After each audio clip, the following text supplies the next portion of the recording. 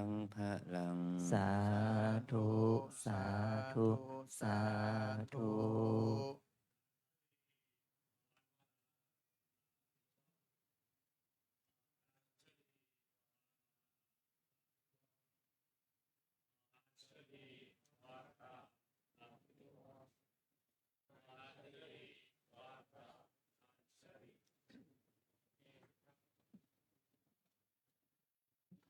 พิธีการบรรพชาอุปสมบทก็เป็นอันเสร็จสิ้น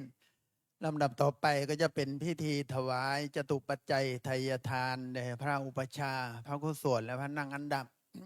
ตอนนี้ก็รอทางเจ้าหน้าที่จัดสถานที่ให้เรียบร้อยก่อน ก็จะได้เรียนเชิญทางคณะเจ้าภาพ ตามที่อาตมาได้อ่านรายชื่อไปรอบหนึ่งแล้ว จะได้เรียนเชิญให้ศรัทธาญาติโยมขึ้นมาถวายปัจจัยไทยทานแด่พระอุปชฌาย์พระกุศลพระนั่งอันดับ ก็รอความพร้อมสักครู่หนึ่ง เดี๋ยววันนี้ทั้งวันนะโยมตั้งแต่เช้าเราได้มาร่วมบุญบวชพระบวชแม่ชีบวชพระกันทั้งวันตั้งแต่เช้าเราก็ได้ทำบุญใส่บาตรกันในวันมาฆบูชา เสร็จจากพิธีทำบุญใส่บาตรเสร็จ เราก็มาร่วมพิธีบวชแม่ชี เสร็จจากพิธีบวชแม่ชีเสร็จก็ช่วงบ่ายก็เป็นพิธีบวชพระบัดนี้ก็การบวชก็ถือว่าเป็นเสร็จพิธีลำดับต่อไปก็จะเป็นพิธีทำบุญถวายทานกันจะได้เรียนเชิญคณะสัตยาญาติโยมที่มีรายชื่อรายนามดังต่อไปนี้นะญาติโยมขึ้นมาถวายปัจจัยไทยทานแด่พระอุปชฌาย์พระกุศลและพระนั่งอันดับ มีคุณโยมแพรคุณโยมชโย คุณโยมพัชระแก้วกฤติยานุกูล คุณโยมสุรดา คุณโยมปุณรดา คุณโยมบุษยาพระวรานนท์ถวายพระเดชพระคุณพระอาจารย์เจ้าคุณเรียนเชิญคุณโยมลำดับต่อไปคุณโยมกันนิชาเอสกุล คุณโยมเพ็ญศรีมณีมูล คุณโยมกิตติกร คุณโยมปุณณภาพลเมืองดี คุณโยมชวนากรมานตาลา คุณโยมมนเทียนโสภักคุณโยมสุริชัยชุ่มใจ คุณโยมพัชรินทะเกิงรังสฤษดิ์คุณโยมจตุพรวรินทร์มงคล คุณโยมกิตติพันธ์นัทการสุภา คุณโยมนัทลิตาพัทรินชายยาชน แล้วก็คุณโยมพิชามนปัทมธาดาเรียนเชิญคุณโยมที่มีรายชื่อรายนามได้มาเป็นตัวแทนทางเจ้าภาพถวายจตุปัจจัยไทยทานเดพระอุปชฌาย์พระกุศลพระอันดับขอเรียนเชิญเจริญพรขยับเข้ามาโยมขยับเข้ามาพร้อมกันเราก็จะได้ยกปัจจัยไทยทานถวายรอสักครู่หนึ่งรอพระพุทธพระพุทธโยมไปถวายพระพุทธเลยรอความพร้อมสักครู่หนึ่ง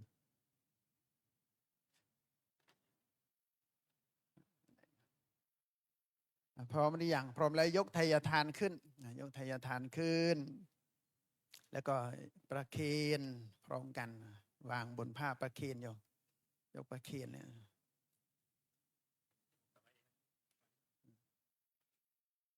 แล้วกราบ3 ครั้งเสร็จแล้วกลับไปนั่งที่เดิมของเรารอรับพรกรวดน้ำรับพรกันโยมน้ำรับพร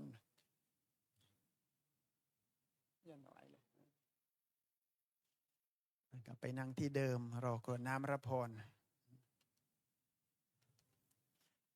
เราจะได้รับพร2 รอบนะโยมรับพรจากพระอุปชฌาย์พระสงฆ์ที่ประกอบพิธีการบวชแล้วก็รับพรจากพระบวชใหม่อีกรอบหนึ่งเดี๋ยวพรพระบวชใหม่นี่ขลังนะโยมศักดิ์สิทธิ์อันก็หลังจากที่เราได้กรวดน้ำรับพรจากพระอุปชฌาย์เสร็จก็จะได้รับพรจากพระบวชใหม่แล้วก็ได้ทำบุญใส่บาตรเป็นพิธีสุดท้ายลำดับต่อไปก็เจริญพรญาติโยมได้เตรียมจิตตั้งใจกรวดน้ำรับพรเป็นลำดับต่อไป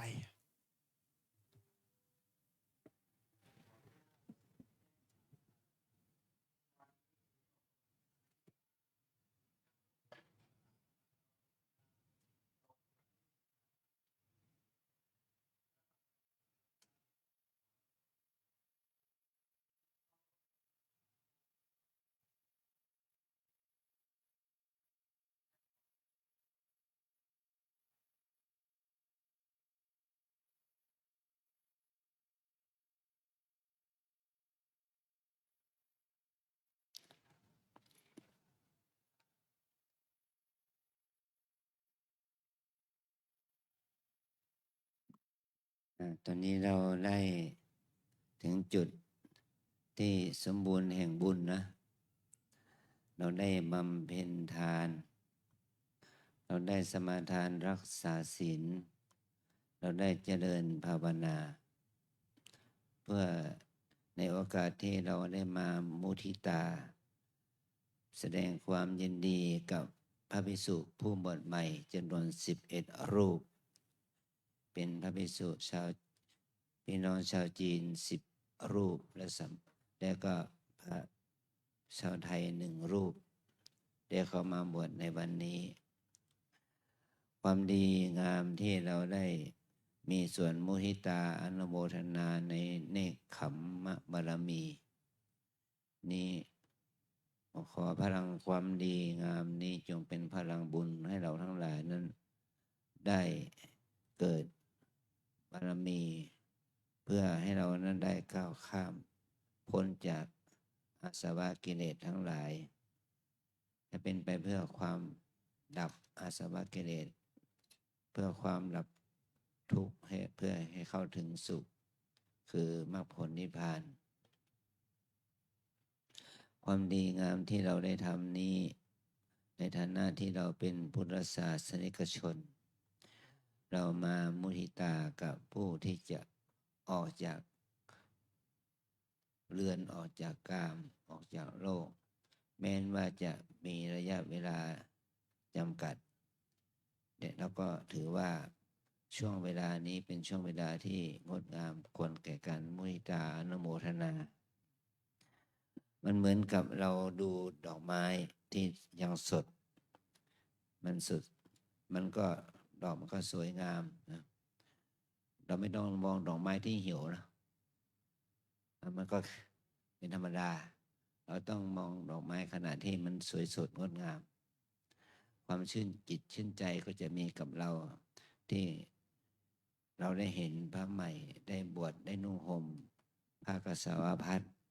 อันเป็นธงชัยของพระอรหันต์ทั้งหลายเราก็ต้องมุทิตาความดีนี้ในขณะเดียวกันนั้นเราจะได้แผ่ความดีนี้ไปถึงพ่อแม่พี่น้องญาติมิตรสาธุชนญาติโยมเทพเทวาอารักษ์และขอน้อมอุทิศบุญกุศลในถวายเป็นพระราชกุศลแด่สมเด็จพระนางเจ้าสิริกิติ์พระบรมราชชนนีพันปีหลวงที่พระองค์ได้ทรงเสด็จสวรรคตไปแล้วให้เราได้เพ่งอาศัยบุญนี้แผ่บุญกุศลไปถึงพระองค์ท่านให้พระองค์ท่านได้รับอนุโมทนาในบุญกุศลนี้จงทุกประการตอนนี้ไปขอให้เราได้รับพรนะ那个把水拿起来，那个回香的水，回香的时候，阿姜念阿加达的时候倒那个水，拿出来，对。阿姜念的时候再倒，现在不倒。ยะทาวาริวหาปุราปาริปุเรนติสาคารังเอวะเมวะอิโตทินังเปตานังอุปกัปปติอิจิตังปฏิตังตุมหังคิปปเมวะสมิจฉตุสพเพปุเรนตุสังกปายันโดปนะระโสยะถามณิโชติระโสยะถาสัพเพติโย วิวัชชันตุสัพพะโรโควินาศตุมาเตภวันวันตรายโยสุขิธิคายุโกภวะอภิวาทนาสิริสนิจจังวุฒาปัจจายโนจันตารโอธรรมวันทันติอายุวันโนสุขังภาลังอายุเตอันตรันทาสุขิตาวิรุณหาพุทธัสสะเนอโรคาสุขิตาโหทัสสะสัม ตรันทา สุกิตา วิรุณหาพุนทัสสะสะเนอโร คาสุกิตา โหทัสสะหัสสะเพหิยาติพิเตอันตรันทา สุกิตา วิรุณหา พุนทัสสะสะเนอโร คา สุกิตา โหทัสสะหัสสะ เพ หิยาติพิภวตุ สัพพ พ มัง คา คา ลั ลั ง ง รั รั ก ก ขั ขั น น ตุ ตุ สั สั พ พ พ พ เท เท ว ว ตา สัพพะพุทธา นุภาเวนัสสัทธาโสทิภวันตุเตภวันตุสัพพมังคลังรักขันตุสัพ พะเทวตา สัมภธรรมานุภาเวนัสสัทธา โสทิ ภวันตุเตภวตุสัพพมัง คลัง รักขันตุสัพพเทวตาสัพพสังฆานุภาเวนัสสัทธาโสทิภวันตุเต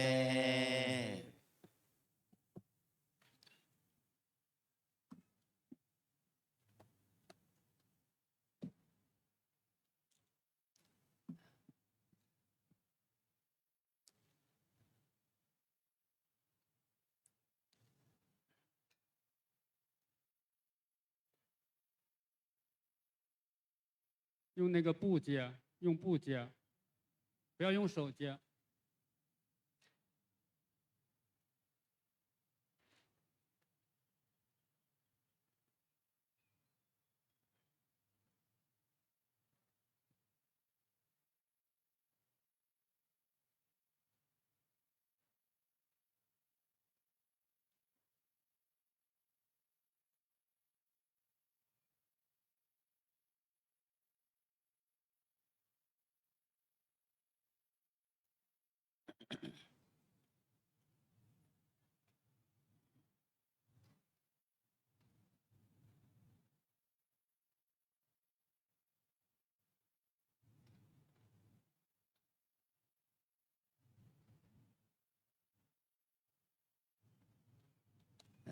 อันนี้ทานเราก็ได้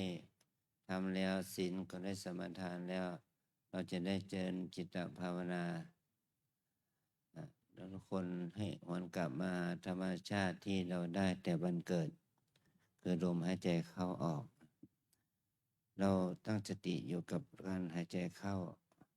ให้หายใจออกหายใจเข้ายาวรู้ว่ายาวหายใจเข้าสั้นรู้ว่าสั้นหายใจออกยาวรู้ว่ายาว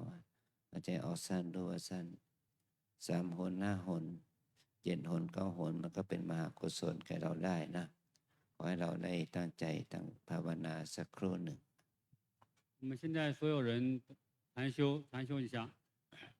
打坐。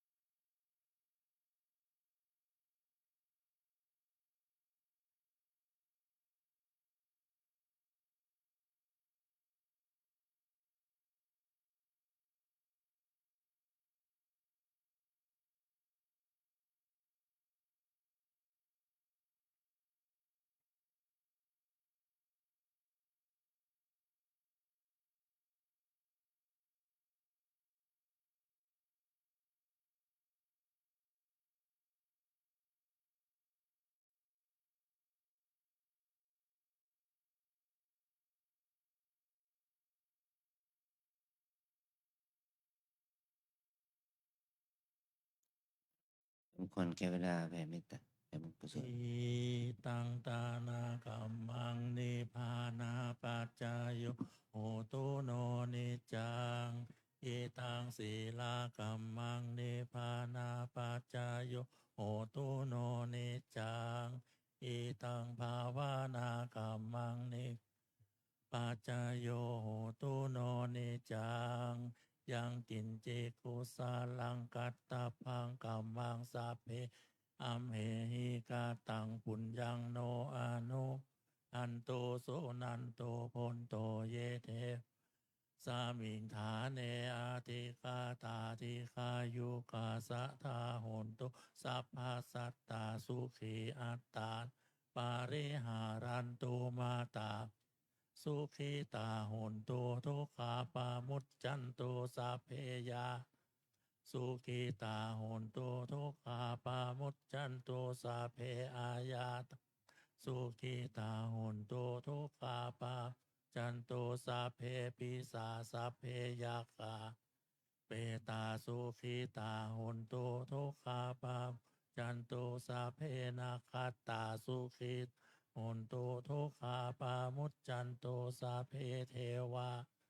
ตาโหนตุทุกขาปามุจจันตุสัพเพอาจาริโยชายาสุขีตาโหนตุทุกขามุจจันตุสัพพาสัมปัตติโยชามิชันตุโวเจริญศรัทธาสาธุชนทุกท่าน วันทาน้อยขอสุมาพร้อมทั้งลาพระสงฆ์องค์เจ้า สาธุวันตามิพันเตสะพังอาปาราทังคามาทะพันเตมยากาตังสามินาอนุโมสามินากาตังปุญญังไมทัทพังสาธุสาธุอนุโมทามิ จัตตารโอธรรมาวัฏันติอายุวันโนสุขังพระลัง สาธุ สาธุ สาธุ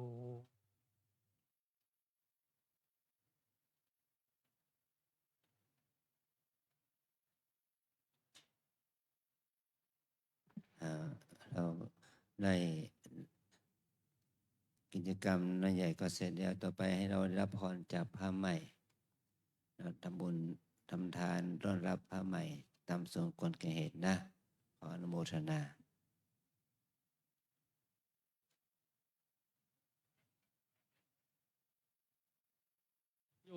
右手拿。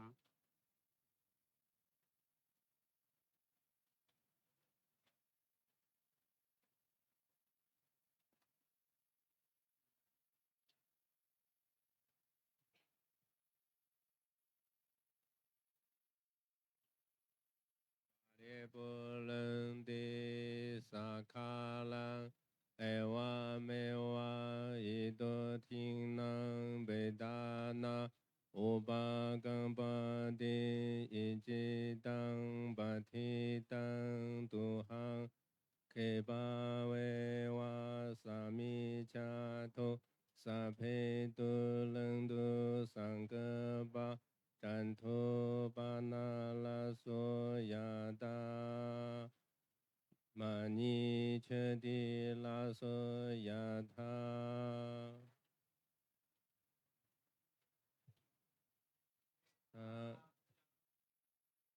เววาจันตุสัพพะโลกเวนัสสันตุมัตตภาวะเรตาลายโยสุเขทิคาโยโกภาวะอเบวะตานาชิลิสานิจังวุธามาจายโนสัตตาโลธรรมาวัตติอายุวันโนสุขังภาลัง สาธุ สาธุ สาธุ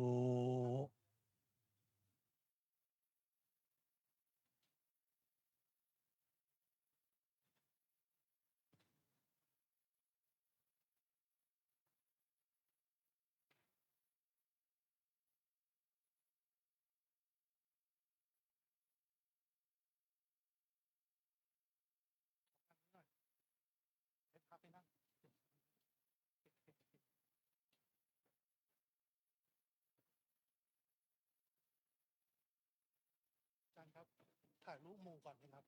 ถ่ายรูปหมู่ก่อน